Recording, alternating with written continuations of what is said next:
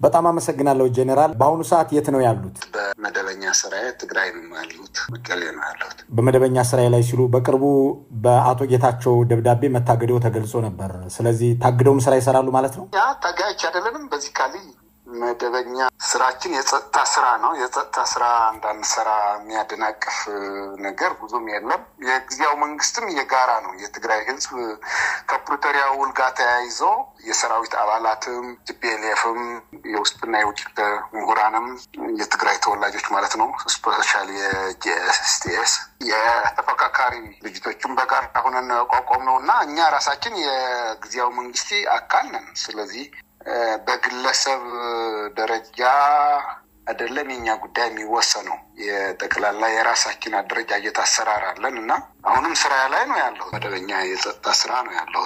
ያ ከዚህ በተጨማሪ ማምሻውን መከላከያ ባወጣው መግለጫ በአማራ ክልል ውስጥ ዘመቻ አንድነት የተባለውን ጸረ መንግስት ውጊያ በማደራጀትና በማስተባበር አይዞህ በማለት ሚና እንደነበረው ገልጿል። ይህንን እንዴት ነው የሚመለከቱት እርስዎ? ሰምቻለሁ። እኔም ራሴ በጣም ነው የገረመኝ። ምክንያቱም እኛ ለሁለት ዓመት ሙሉ ከ2013 ጀምሮ እስከ 2015 ጥቅምት በከፍተኛ ውጊያ ላይ እንደነበር ይታወቃል። ጦርነት ላይ 360 ዲግሪ እና ያ ጦርነት መጨረሻው ወደ ሰላማዊ ጉዞ እንድንገባ የፕሪቶሪያ ውል አለ። ከዛ በኋላ ባለው 2 ዓመት ሙሉ በፕሪቶሪያው መሰረት የትግራይ ህዝብ ጥያቄ በአግባቡ እንዲመለስ የፕሪቶሪያ ውልም ተግባራዊ እንዲሆን እንደ ህዝብም እንደ ጊዜያዊ መስተዳደርም እንደ የሰራዊቱ አባላትም እዛም ክልል ያለን የጸጥታ ኃይሎች ያ ህግ አክብረን ነው እየሄድን ያለ ነው እና መንግስት ግን የሰላም ስምምነቱ እንዳይሳካ ከሚሰሩ ግለሰቦች ውስጥ አንዱ አድርጎ እርስዎን ከሶታል። እኔ እንደዛ አይነት አይደለሁም። አንደኛ የትግራይ ህዝብ ጥያቄም እንቅስቃሴም በግለሰቦች አይወሰንም በፍጹም።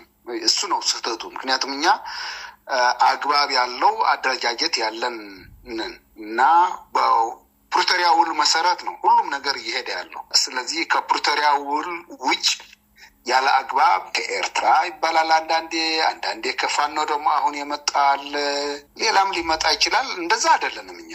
ሊሆንም አይችልም፣ አናረገውም በፍጹም። ይሄ ደግሞ ይታወቃል።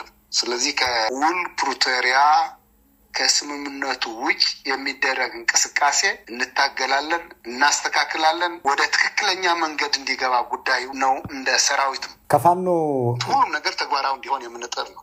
ስለዚህ የፋኖ የሚባለውን እንቅስቃሴ የራሱ የሆነ እንትን ሊኖረው ይችላል። እኛ ከፋኖ ጋር ከአግባብ ውጭ ግንኙነት የለንም። ግልጽ ለመናገር አንድም የፋኖ አመራር ከኔ ጋር ምንም አይነት ግንኙነት የለውም። አላረገውም። እኔም ተገቢም አይደለም፣ አናረገውም። በመንግስት መግለጫ ላይ በአዲስ አበባ ውስጥ ፎቆች ደርድሯል። በኢህአዴግ ዘመን በሌብነት ስሙ የታወቀ ነው። በአሁኑ ሰዓትም በዱባይ ቤት ሊሰራ እና ሊገዛ እንደዚህ እየተዘጋጀ ነው የሚል ይዘት ያለው መልእክትም አለ። በእርግጥ በአዲስ አበባ እነዚህ ፎቆቹ ከነበሩ የት አካባቢ በምን ሁኔታ ነው ያሉት? አሁን መንግስት ወርሷቸዋል ወይስ መንግስት አግዷቸዋል? እንዴት ያለ ይዞታ ነው ያላችሁ? እኔ ፎቆች የሉኝም። አዲስ አበባ እንደ ማንኛውም ዜጋ መደበኛ የሆነ ቦታ አለኝ። ምንም መንግስትም ያውቀዋል። ከዚህ በፊትም መከላከያም እያለሁት በኢትዮጵያ መከላከያ ውስጥ እያለሁም የነበረ ቦታ ነው። ከዛ የተለየ ነገር የለም። መንግስት ከዚህ በፊት በነበረ ጦርነት እንደ ማንኛውም የትግራይ በዚህ ጦርነት የተሳትፈዋል በሚል ታግደው ነበር። ኋላ መንግስት በአግባቡ የለቀቃቸው ናቸው። ስለዚህ የተለየ ሀብትም ያለኝ ሰው አይደለሁም። በቢዝነስ ውስጥ ነበርኩ ለተወሰነ 7-8 ዓመት። በዛ ከቢዝነስ ጋር ተያይዞ አንዳንድ የተወሰነ ቤተሰብ የሚያስተዳድርበት አቅም ለመገንባት ሞክሬ ነበር። አልተሳካም በተፈጠረ ሁኔታ። ስለዚህ የተለየ ሀብት ያለኝ ሰውም አይደለሁም። ፍጹም ውሸት ነው።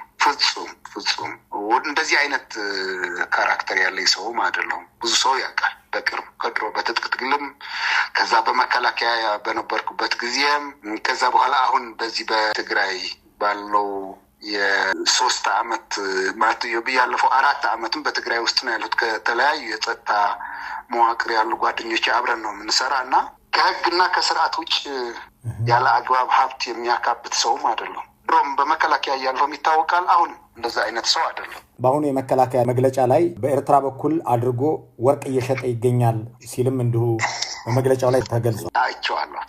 ፍጹም እንደዛ አይነት ውስጥ የሚገባ ሰው አይደለም።